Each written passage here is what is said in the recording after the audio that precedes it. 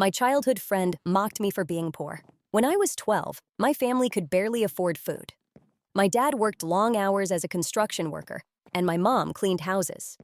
We lived in a tiny apartment with leaking ceilings. At school, I had one friend named Ryan. At least, I thought he was my friend. One day, he invited me to his birthday party. Everyone brought expensive gifts.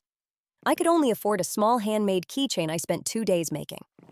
Ryan looked at it, laughed, and said loudly, "Is this all you could afford?" The whole room laughed. I never forgot that moment. Instead of getting angry, I promised myself that one day I'd build a better life. For years, I worked harder than anyone I knew. I studied at the library because we couldn't afford internet. I took part-time jobs after school. In college, I learned programming and eventually started a small software company from my bedroom. The first few years were brutal. I failed 3 times. Lost almost all my savings. Almost gave up. But on the 4th try, my app went viral. Investors came in.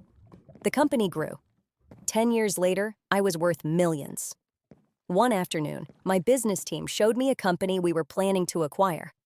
As I walked into the meeting room, I saw a familiar face. Ryan. He was now a middle manager at the company. He recognized me immediately. "You? It's really you?" I smiled. "Yeah, it's been a while." He looked nervous. After the meeting, he quietly apologized. "I was a terrible kid. I'm sorry for how I treated you." I looked at him for a moment. I accepted that apology years ago. He looked relieved. Then I added, "But here's the lesson. You never know who someone will become.